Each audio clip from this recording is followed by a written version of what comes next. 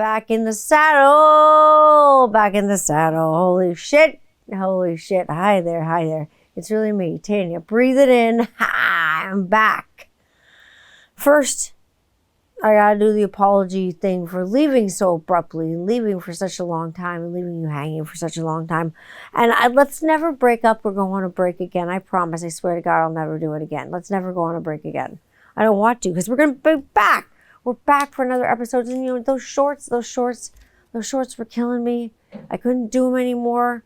It's just not me. I like the long form conversation sort of thing. I like where, you know, either you can listen to it if you choose to, or watch it if you choose to. Whatever, you know, your bag is, cool with me. But I wasn't feeling I could really get myself across in that form, so to hell with it. We're back in the saddle again, baby. We're here. Life in the fast lane. Like I say, honestly, those short form things, they made me kind of like uncomfortable. It was a little bit strange for me, you know, not to do that sort of thing. I like the long form. So I like to welcome you back, because I am long-winded. So I want to welcome you back to another episode, a long-awaited, I guess, episode, for me at least, episode of 21st Century Rocker Mom Podcast with me, your host, Tanya Candler. I'm going to crack myself a Tanya Candler type of beer. It's not a beer at all. It's a cola. It's got vitamins in it, so it's good for you.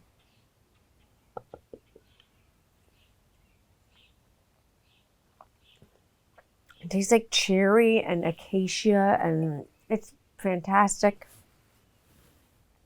Woo! Who brings a bottle opener with them anywhere? I brought one to me with me to the drive-in so I could have my Mexican Coca-Cola, which you all know that I love so much. Something's got to keep you awake at the drive-in. I'll tell you about that later. I went to the drive-in, for Mother's Day weekend for last night. I went to the drive-in. It was so much fun. I had a great time. Super Mario Brothers. We'll get into that. Fuck you, Luigi. Yeah, if you know anything about that, we'll talk about that. But anyways, I'm so happy to be back with you, especially like this in my outdoor surroundings. It's great. I can do anything I want. I'm a nature girl, so why not au naturel? I can have a cigar. I can, you know, be bad. I can do whatever I want out here. You know, it doesn't matter. All the while, you know, I'm like, there's no like banging, like construction banging. There's no banging out here. It's nice and quiet. You hear the birds sing. You know, once in a while you get a car, whatever. Sit out and I can have a pop with you.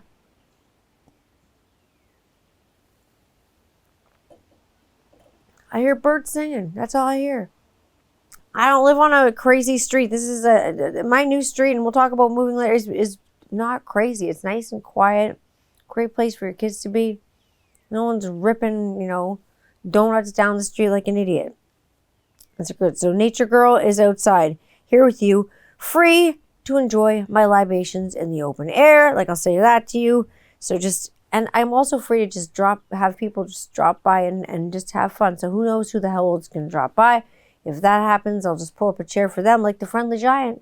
Chair for me, a chair for you. You know, I just pull up the chair just like the Friendly Giant does. Happy Mother's Day. Wherever you are, whoever you are, whatever you're doing, happy Mother's Day, because it's Mother's Day where I am. So if it's Mother's Day or Mothering Day, whatever you call it, where you are, happy Mother's Day to you. Whatever kind of figure that you are. We'll talk about that later. It's been a hot minute. So we got to catch up on, you know, like life. I know you guys get little glimpses of my life on, you know, one or both of my Instagram accounts or whatever. If you follow like Rockaholic on Facebook or whatever, you get little shots into my life of what's going on. But you don't get the whole full gamut of what the hell's happening. You get little pictures. I got a little chipmunk over here just chilling. I have peanuts in my pocket for this dude. But like literally what you see there is, and excuse me, but just the tip. You get just the tip when you see these things. And so my life, it just gets so full that a lot of times there's no space for that stuff on Instagram or any of those social media things. So let's rewind a bit. Let's go back around February before we moved. I'll get to that too. And I had a doctor's appointment, a very telling doctor's appointment, obviously. In January, I turned 40. And like I say, a month after that, almost to the day, I had this crazy doctor's appointment. And I was formally diagnosed with something that I had kind of been suspecting for like a long time. And a lot of people were kind of expecting that I had for even longer than I thought that I had it. And I was formally diagnosed, because I've been misdiagnosed for a long time, with adult ADHD, which is not uncommon for people my age, and especially women my age, who've been thrown in the crazy pile. They're like, oh, you were just bipolar and you're crazy. Turns out, not at all. Turns out, ADHD, that's what's going on. So, I know what you're thinking. Like, no fucking shit. You have ADHD, right, Tanya? Like, come on. Like, I can't stop talking. That should have been like your first clue right there, doctors. But anyways, it seems obvious to many. How many people can have a fucking conversation on their, like, by themselves, to themselves, with themselves, on the regular for hours? How many people do you know? I know one right here who has ADHD, and it tracks, man. It makes sense. I'm not sad about it. Now I know how to deal with it, so it's easier. So like I say, but even me, apparently it just wasn't obvious that, much to the specialists and the doctors all these years. But so finally, though, we figured it out. Here's one thing, though. Blame is not going to help my ADHD. Blame's not going to help anyone. Information, education, learning and relearning and unlearning what I think that I know is going to help things. That's what is going to help. For as long as I can remember, as a young adult, maybe 11 or so, I've been diagnosed with like something like clinical depression and like anxiety. And anxiety grew with me, whereas the depression and sadness was always kind of like a situational thing. Like if I was in a situation that was sad, I'd be sad, obviously, because I have emotions like a regular human being. However, it didn't last. Obviously, not clinical and debilitating, not getting out of bed depression, not that kind of depression. That's what depression is to me. If you can't get out of bed and, you can't function, that's depression. I haven't had that. I don't have that experience. I have where I can't stop working. So that's the opposite of that. So, however, the doctors kept just treating me with antidepressants, and I tried every one of them, and like some of them are the worst ever. Because why? Because when you're taking medication to treat a condition that you don't have, they're not going to work very good for you. So, some have some very dangerous and scary, vivid side effects.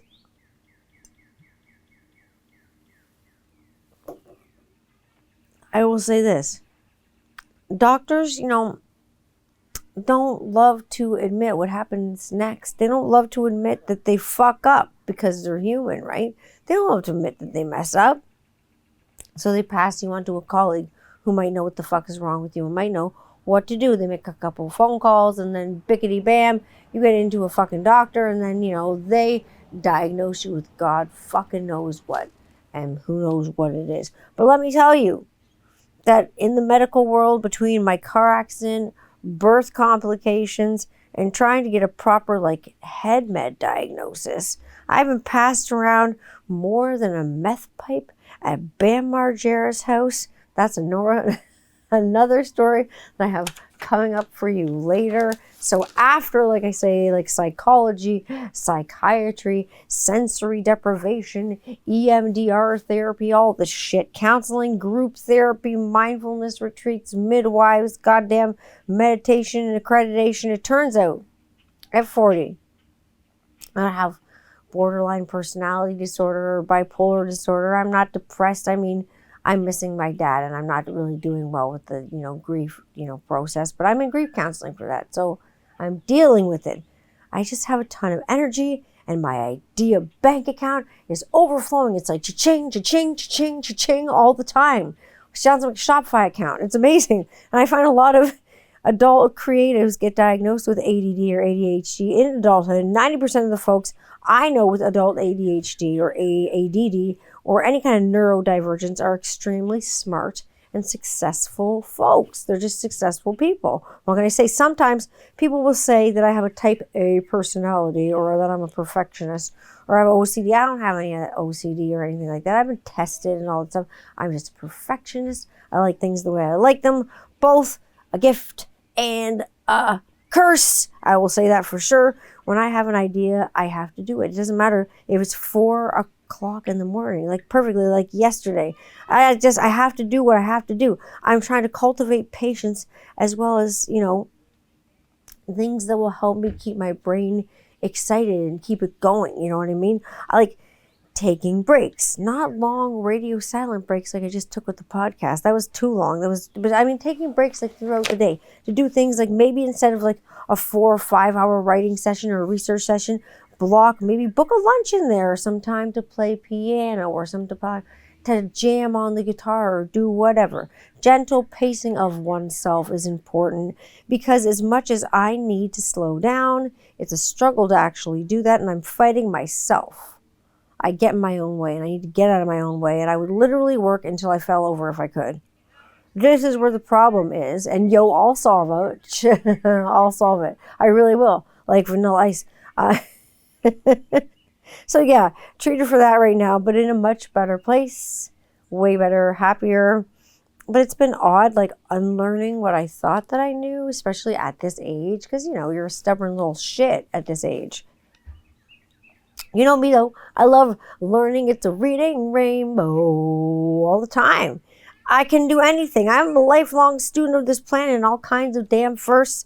Speaking of firsts, I had my first punk rock flea market, at the end of April with the grooming company, with Rockaholic Grooming Company on April 23rd, and it was fantastic. I've been to many a punk rock flea market as a consumer, but I've never been as a vendor, and I will tell you, it was a fantastic experience. It was amazing. And talk about beards and music. There was tons, there. Punk rock flea markets really combine so many of my favorite things like community, music, our creators, our little animal friends, new friends, old friends, performance art, charity, beautifully organized and really accessible for all people, and really good community. Rebel Remedy in London and the Punk Rock Flea Market crew do an amazing job of doing all they do. There was absolutely just a fabulous turnout. There was a fabulous drag show that they had, because nothing's more punk rock than going drag. So that was amazing to see at the Punk Rock Flea Market. Like I say, it works like a very well-oiled machine. I love Punk Rock Flea Market. To see so many kids dancing and singing and clapping along to their superheroes that are these drag queens was so happy for me to see, and I literally wanted to cry tears of joy. It was pretty cool to see, especially being right down the street from London's once queer ally turned gosh knows what, oh my gosh, lavish, turning a blind eye and kind of just opening their mouths and saying that drag shows are harmful to children. And I respectfully disagree huge. No way. In no way are drag shows any harm to children. How are they doing any harm to children? Just drag shows are performance art, don't you know? You seen Tootsie? You seen Mrs. Doubtfire? You love drag. You love Poison. You love bands like Aerosmith. You love drag queens. You love men in makeup. Just deny that those kind of things happen, and to say that drag queens are unhealthy for children is bullshit. And so I don't agree with that. So I think dressing up and using your imagination in performing, it sounds like any other concert to me. Where's the harm? Also, I find most performers kind of know their audience and know what they can and cannot do. And drag queens and kings are no different. They know if there's kids in the audience or not, and it's drag queen story time. Or they know if it's time to kick it up a notch and there's grown-ups in the audience and it's time to get a little bit more nasty and bring down the house. Like every audience does. Like artists do if they're going to swear or not. It's whether there's, kids in the audience. Your audience. You're going to use crazy foul language. You probably are not going to have an audience full of kids. It's just the way people roll, and people are smart, including drag queens and kings. So it's not, I don't know where the harm is. I don't see it. And if you see the harm, I don't know what's wrong with you. And I don't know. In my household, that kind of stuff flies. And speaking of the household, like I say, obviously we moved. So here we are. I pre-warned you about this as per my little break. I won't be done building the studio for a little bit. So here we are outside. I like this outside studio bit. It happened quickly. Willie Nelson can't be out here barking, and I can do whatever I want. I can have a cigar if I want to. I can have a beverage if I want to, like a can of beverage if I want to. Whatever you want. Maybe a clove cigarette if I'm feeling really sassy. We'll see. But like I say, here we are. It happened really quickly, and we found the house of kind of our dreams, so we kind of had to jump on it real quickly. So we did. It's literally minutes down the street from where I grew up as a kid. Literally, I moved into my childhood home's twin reverse, and it actually looks like the exact replica of one of my best friend's houses, who actually, like, her dad still lives down the street, which is so strange. And it's just, she kind of just came over one day when we moved in, and after my first initial like cry shock, she came in and I was like, let's look around at your parents' house because they've updated it, like as, so far, and ours is still like old school. Like I say, after we had our little friend cry fest, we had to, poke around the house, and it was, the way it was when we were teenagers. I started a band on this street. It's fantastic, It's a major nostalgia fest. And then let's talk about neighbors, because when you move, it's always 50-50. You're always like, it's a bit, it's sus. It's like, ooh, I don't know what's going to happen. You never know. Our last neighbors were lovely, as you know, except for the witches at the back. Also, as you know, everyone that we lived beside, like on both sides of us, the last place we lived, were so nice. The people behind us were just, there's something wrong with them. They just loved to piss off the entire neighborhood. I don't know what it was. Anyways, just super loud and crazy. But let me just say, this neighborhood is amazing. The community in this neighborhood, the people in this neighborhood, everybody's warm, everybody's friendly. All the kids play together. It's really cool. Everybody kind of like looks out for everybody. It's really good. The kindness, the vibes, the attitudes. This is what I'm talking about. You know what I'm talking about? Like-minded individuals, similar kind of parenting styles, like so many cultures, and above all, just an overall warm sort of feeling. There's like a ultimate, like, immediate welcoming feeling, which is really, really cool. Kind of like taking off your bra, like, I'm home. Terrible reference, but true. Like, seriously, my dad would be stoked. Not much has changed in these neighborhoods in 40 years with these houses and stuff like that. And the attitudes haven't changed. No, no lie, he loved our house that we lived in that was coincidentally like 5 minutes down the street, like literally 5 minutes down the road.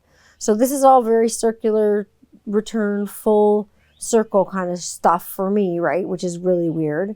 But like, I started a band on the street, and judging by our neighbors, it looks like a jam band is going to be starting up probably pretty soon, because everybody freaking plays something, which is crazy. And so like, we'll just make all the kids like swag and wear t-shirts like to school so they can like advertise the jam band. We'll just like charge tickets, and people can come to the backyard and let's just all play like crazy stuff, like, like Europe and shit like that.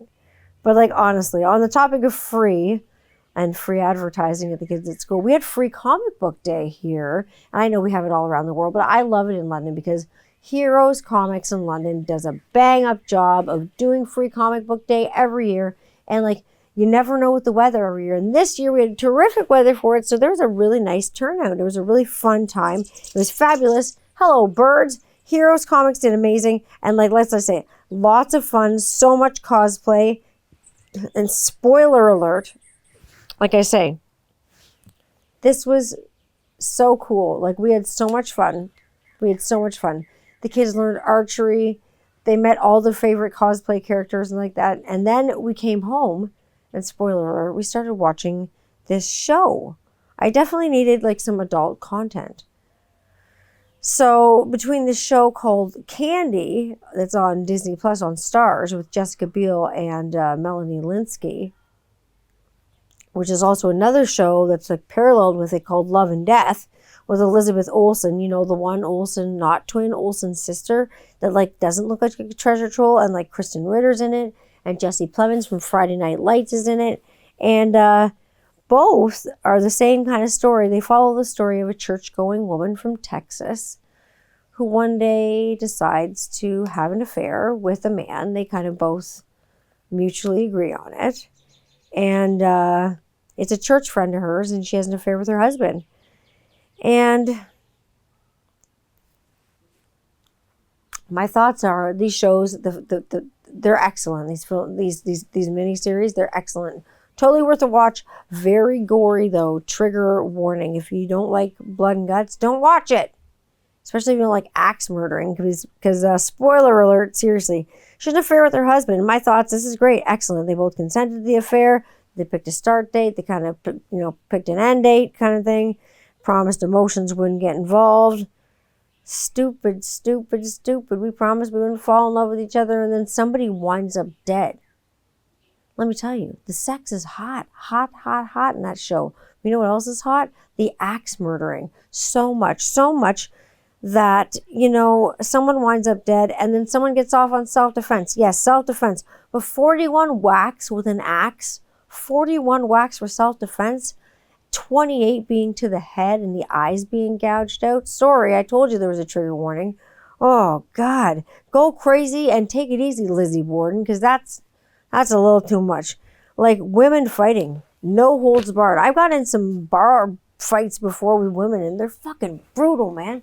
Women are nuts. They're crazy to fight with. Can I hold my own? Yeah. Between my mouth and my right hook, yeah, I hold my own. But do I like physical violence and fighting? No, I do not like physical violence and fighting. Why and who the fuck in their right mind would fucking like those things? Not me.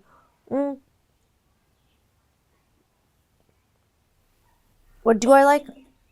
I like swearing. I love swearing. I can't help with swearing. I can't do anything about swearing. On the topic of swearing, I had a conversation with a family member the other day, I'll say.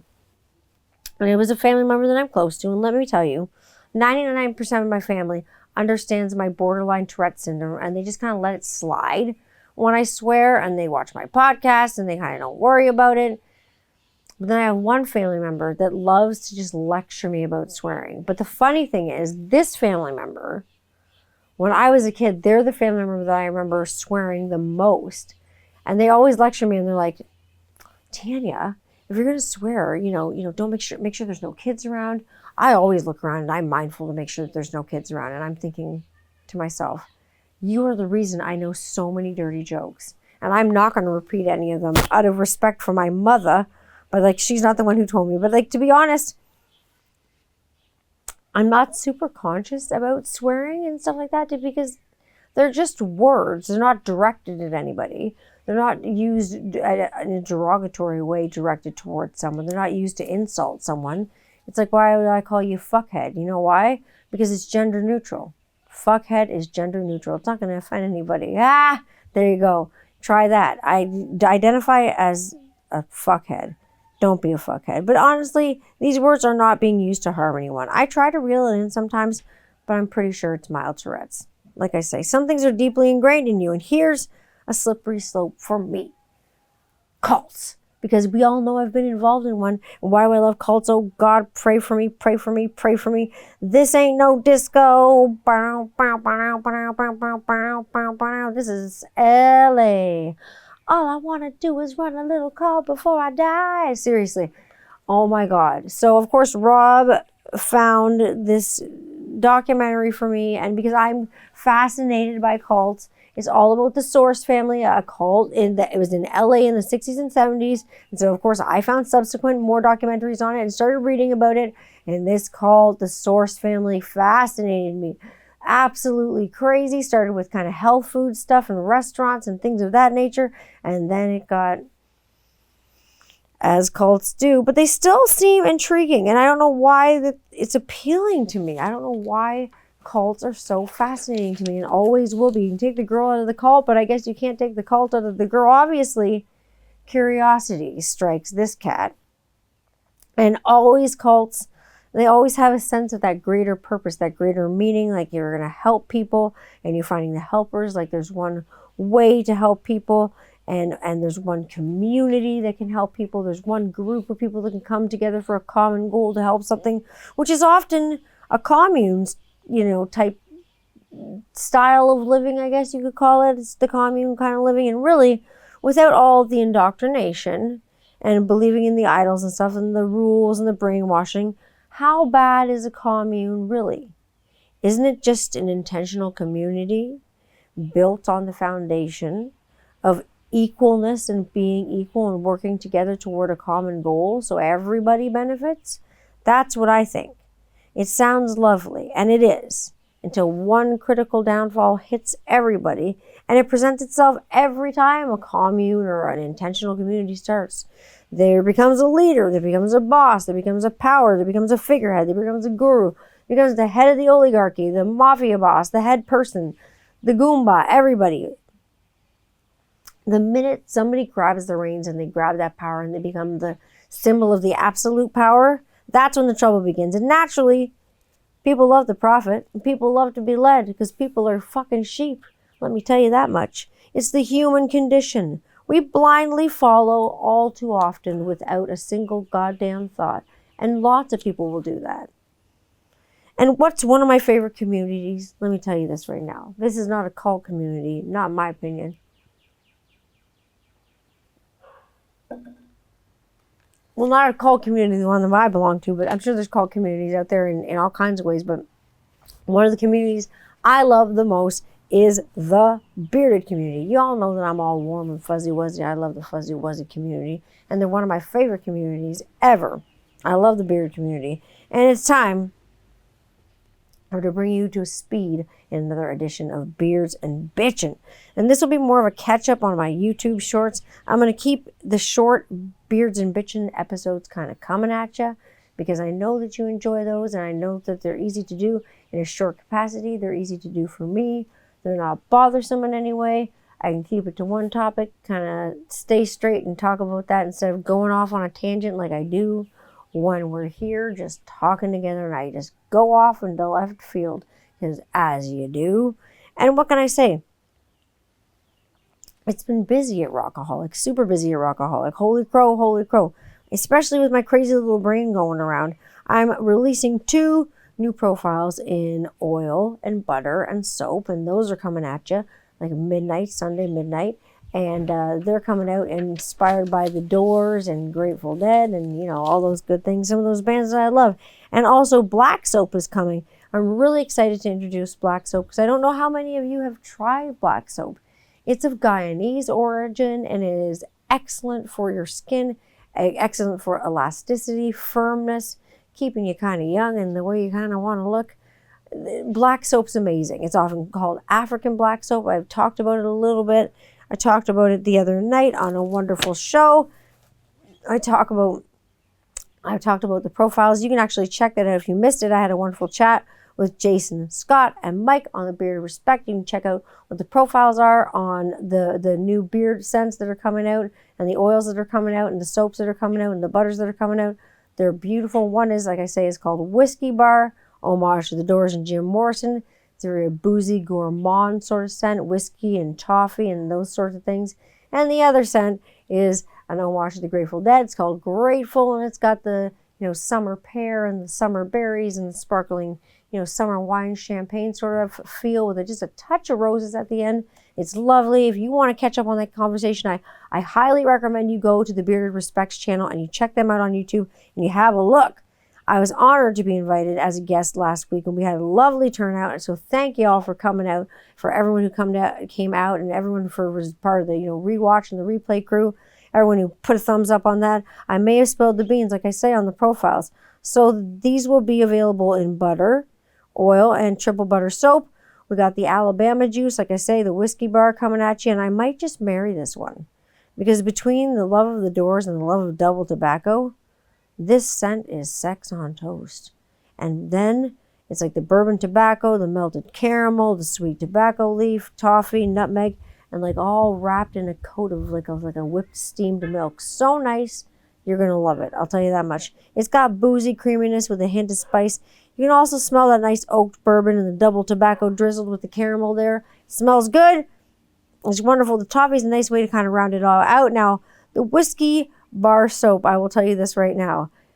It is a boozy soap because, you know, I will tell you with the 42% usage ratio you can use with the soap, I went a little overboard on the soap, and this soap is what I would call a whiskey bar. It is not reflective of the beard butter or the oil. They're really balanced and they're really smooth, but the whiskey bar soap with the bourbon in it, it's very much whiskey heavy. You can smell everything else too, but the whiskey will hit you first in that one. The bourbon, the oaky bourbon will hit you first in that one. And there's nothing you can do about it, but I'm telling you here first, that's what it's like.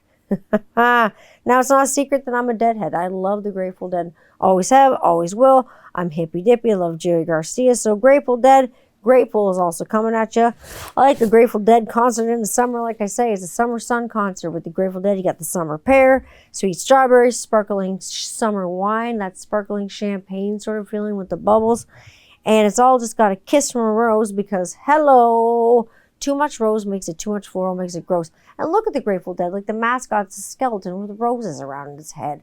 Like for crying out, Pete, I had to put rose petals on it. So it looks amazing. So it really sung to me. The scent's really, really lovely. It reminds me of being at a jam band concert in the summer nights. And then, those nights in the summer that never seem to end. They just go on forever and ever and ever and ever.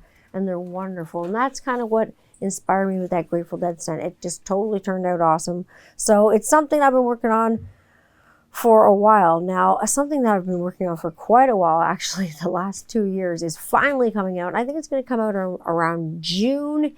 I've got one tester other than, here at Rockaholic, everyone who is part of quality control team have tested it out. I've got one tester and one person that I'm sending it to test out, and then it's coming out to you, and I think you're going to get wild for this. This is like something that no one has released at any company that I know of, that I've seen.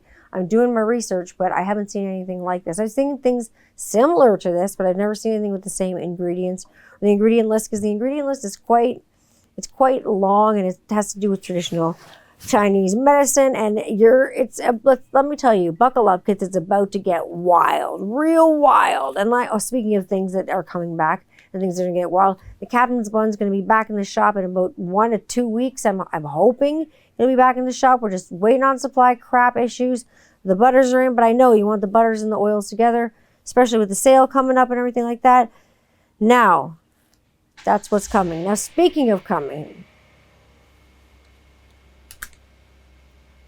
and speaking of coming together, the community came together again and did an amazing job for Beards for Kaylee and the Beards for Kaylee fundraiser that Mike from Hemp Wizard put together for Kaylee and did. I'm so impressed how everyone came together because many companies and creators helped out, and I'm so proud of this community kind of as a whole. I'm really amazing at what everybody did. After Beards for Roman and now Beards for Kaylee, it's amazing how much everyone can get together and how much this community, and you know who you are, rallies around charities and are amazing. I've even tried to get other companies to help out, or I've tagged them in something to be like, who wants to help out and like that. And a lot of companies have helped out and hopped on board and become part of this kind of like alliance and beard community thing too. And then there's been a few companies that have just completely flat out ignored it, and it's the same company kind of same companies and handfuls of companies that ignore it every time and don't give a shit about charities. And the companies that do give a shit about charities are also the same companies every time. You see the same people contributing to charities every single time, and it's always the same handful of people. And it's great, and I'm grateful for that people.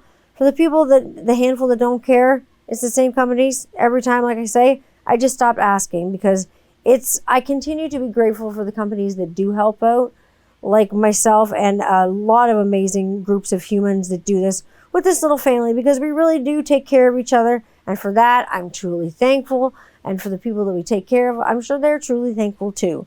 So thankful in the fact that I'm going to start a week-long sort of Sunday at midnight. I'll give you this code. Like, listen to this. This is how thankful I am. Sunday at midnight, you get the code. This is going to drop after Sunday at midnight, but you're going to get the code for Mother's Day, and it's going to be a week-long sale. You get money off for a week-long sale on everything in the shop, including the new scents. So that's how thankful I am. I'm going to keep it going for a week so it's accessible, because what do I mean by this? Like, I'm going to say, I don't know. People say to me all the time, I can't grab an oil, or I can't grab a butter, or I can't grab something I want because my payday isn't until whenever. And so these folks I've built honest relationships with. So I'll just say, when's your payday? And then give me a buzz on that day and I'll honor the code that I'm giving. Let's say like when I'm giving a 50% off code. Let's say if you really want some stuff, but you just can't wait until you get paid because you don't have any dosh on you then. Just tell me. And honestly, that's the kind of person that I am. Just because you can't get exactly what you want right now in that moment doesn't mean there's a reason to worry. Because there's always something coming. There's always something better for you. It's coming. It's like, that's kind of how I run things. Make a world a better place than it is like already. Just make the world a happier place than it already is. Because sometimes it can be pretty shitty for people. So if you can be a bright spot, just do that for somebody. Sometimes all folks need is a little kindness and understanding and, empathy. I mean, not just understanding a person's situation. It's slipping their shoes on for yourself and feeling it, like really feeling it and going for it. And I'm going to attune that to the reason I act and behave the way I do. I get a big feel for people, a big vibe for people.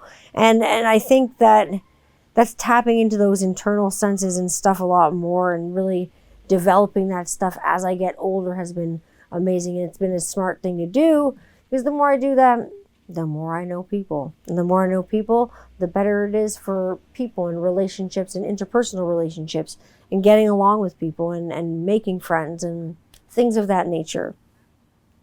Maybe it's all the new age talk, but I'm back to doing tarot for a very small group of people, because I can throw a mean tarot, I'll tell you. And that may expand. And as well, I've gotten very deep into my meditations at night, especially doing things like automatic writing and candle scribing with my eyes closed in front of a mirror and things like that. I know, it's that hippy dippy stuff. You know how I am. I promised you weirder and hotter. Do I not always deliver? Do I not? Seriously, we got blood-soaked affairs, we got cults, we got queer anthems, we got whipping out my tarot cards, we got grooming companies moving faster than Bam Margera on a fucking bathrobe, we're on a meth binge like all the way across America. Things are going crazy. Speaking of that, now obviously,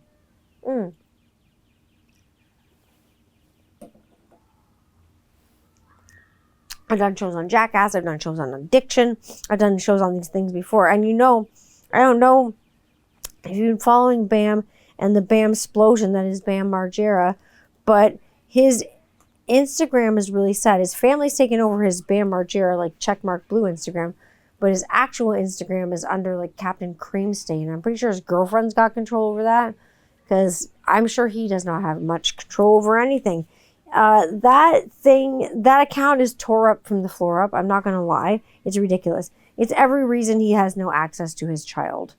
Absolutely every reason. It's why he needs help. It's why he needs to go to rehab. And unfortunately, it's very clear that he's just surrounded by enablers and people that are cheering on his stupid fucking behavior. It's ridiculous. Enablers, users, and I will fear that he will kind of follow Elvis. He'll just fall down and die one day. His body just won't be able to take it. He claims he wants to see his son, but he's not doing anything to make that happen. If all you have to do is one thing to see your kid, fucking do it.